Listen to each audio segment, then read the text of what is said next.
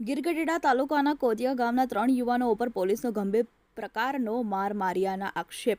મનસુખભાઈ કનુભાઈ બારિયા, ઘનશ્યામભાઈ દુલાભાઈ ચુડાસમા, પ્રતાપભાઈ દુલાભાઈ ચુડાસમા આ 3 યુવાનોએ પોલીસ દ્વારા પોલીસ સ્ટેશને બોલાવી ગંભીર પ્રકારનો કોઈપણ પ્રકારનો કારણ વગર ઢોર માર મારી ચોરીનો ગુનો કબૂલ કરવા માટે કહેલ અને પરંતુ આ યુવાનો દ્વારા ચોરીનો ગુનો કબૂલ નહીં રાખતા તને સંતાનો દુરુપયોગ કરી નિર્દોષ યુવાનને ઢોર માર મારી ગંભીર પ્રકારની ઈજાઓ પહોંચાડે છે અને આ 3 યુવાનો હાલ ઉના સરકારી હોસ્પિટલ ખાતે દાખલ થયા છે અને આ યુવાનો પાસેથી દરેક વ્યક્તિ પાસે 10-10 હજાર રૂપિયાની ગેરકાયદેસર રીતે માંગણી કરી છે. જે માંગણી રકમ નહીં આપતા આ લોકોને માર માર્યો છે અને એવું પણ કહ્યું છે કે હવે તમે ગામ મૂકીને જતા રહેજો નહીંતર ગંભીર પ્રકારના ગુનાઓમાં સડોવી દઈશું. પોલીસ સ્ટેશનમાં ફરજ બજાવતા હરેશભાઈ તથા અન્ય કર્મચારીઓ દ્વારા માર મારવામાં આવ્યો છે. મનુ કવાય, TV 18 ન્યૂઝ, ગીરગઢડા. શું નામ તમારું ભાઈ? ઘનશ્યામ દુલાભાઈ ચુડાસમા, ગામ કોદિયા. શું બનાવ બન્યો હતો? બનાવવામાં એટલે પોલીસનો ફોન આવ્યો ગીરગઢડા પોલીસ સ્ટેશનથી. પોલીસનો ફોન આવ્યો, અમને બોલાવવામાં આવ્યો. પછી અમને પૂછવામાં આવ્યું કે ગાડી તમે અહીંથી ચોરેલી. અમે ના પાડી, અમે એમાં કંઈ મારતા નથી. તો અમને બેસાડ્યા 1:30 વાગે સવારમાંથી. 1:30 વાગે પછી અમને સર્વિસ મળી જાય. સર્વિસમાં એટલે શું કર્યું? એટલે મારા રસના પાઇપ મારી ફોટા સર્વિસ સાહેબ. મારવાનું કારણ શું હતું? મારવાનું કારણ ગાડી ચોરી મનત હતા ફરેન. અમે કાંઈ લીધું નથી. તમે કઈ ચોરી નથી કરી? તો પણ કોઈ વસ્તુ નહીં. અહીંયા અમારા ઘરે સુતા હતા આખી રાત. પછી શું થયું? પછી કઈ નહીં માર્યા. પછી 3 વાગે માર્યા. પછી અમને પાછા ઘરે મોકલી દીધા. પછી પાછા બોલાવ્યા. પછી કે પૈસાની વ્યવસ્થા કરી લો.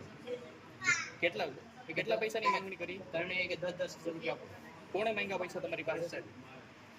હરેશ સાહેબ કરીને હતા. હરેશભાઈ કોણ? એ ગીરગઢડાના જમાતા. એટલે શું કામ કરે છે? એ નોકરી કરે પોલીસ સ્ટેશનમાં. તમારું નામ ભાઈ? પ્રતાપ ચુડાસમા. શું બનાવ બન્યો હતો? બનાવ બન્યો કે અમને પોલીસવાળાએ ફોન કરીને બોલાવ્યા. એમ કીધું કે તમે ચોરી ગાડીની કરી છે. અમે ગાડી ચોરી નથી કરી. પછી અમને ઉપર લઈને ઉપર બેહાડીને માર્યા 3 વાગે. 2:30 વાગે માર્યા ને 3 વાગે માર્યા. પૈસાનું જે 10-10 હજાર દાણે આપી ગયો ને તો તમને મારી નહીં ને તમને છોડી દઈ. તમને છોડી દઈ. પૈસાની માંગણી કરી હતી તમારી પાસે? 10-10 હજાર માંગ્યા હતા. અમારા પૈસા નતા ને અમે કીધા નથી. તમારું નામ બોલો ભાઈ. મનસુખભાઈ બારિયા. શું બનાવ બન્યો હતો? પોલીસનો ફોન આવ્યો. અમે પોલીસ સ્ટેશન રજૂ થયા. અમે પોલીસ સ્ટેશન રજૂ થઈ ગયા. ના જઈને અમને બોટને નિમતમાં અમને સર્વિસ ચાલુ કરી. અમને માર્યા. બોટના કાળમાં પછી 2 હેડ આપ્યા. પછી પાછા 3.5 ગાળામાં પછી પાછા અમને એવું કીધું કે તમે 10-10 હજાર રૂપિયા આપો તણે હું તમને નિર્દોષ તમને છૂટા કરતો. તો તમને મારું નહીં. કોણે કીધું આવું તમને? એ હરેશ સાહેબ, બોલો હરેશભાઈ પોલીસ પૈસાની માંગણી કોણે કરી હતી? એ હરેશભાઈ. હરેશભાઈ પોલીસ વાળા. પછી શું થયું? પછી કે તમે જો આપો તો તમને નિર્દોષ તમને છૂટા કરો. સાહેબ અમારી થાય કઈ પૈસા નથી. પછી મેં કીધું અત્યારે કે થાય અત્યારે પાછા એ સવારે આવી શકો કે અમારે પૈસાની વ્યવસ્થા કરી સવારે તમે પાછા અહીં આવો.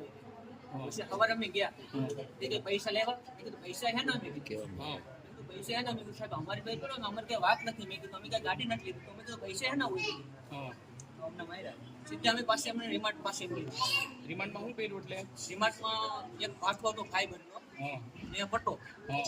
પછી અમને બેરા કે પૈસા નહીં આપો. પછી અમને 10 વાગે સુધી રાતના બેહાડ્યા. પછી એના આગલે દી અમને 15 તારીખે પાછા અમને બેહાડ્યા 10 વાગે.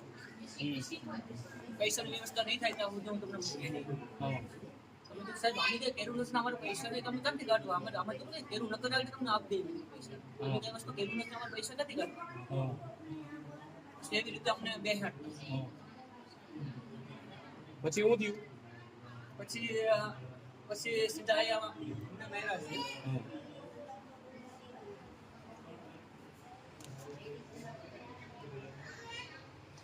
પૈસાની વ્યવસ્થા ના થાય ત્યાં સુધી અમે મારશું કે પૈસાની વ્યવસ્થા જ્યાં સુધી નહીં થાય ત્યાં સુધી અમે મારશું કે.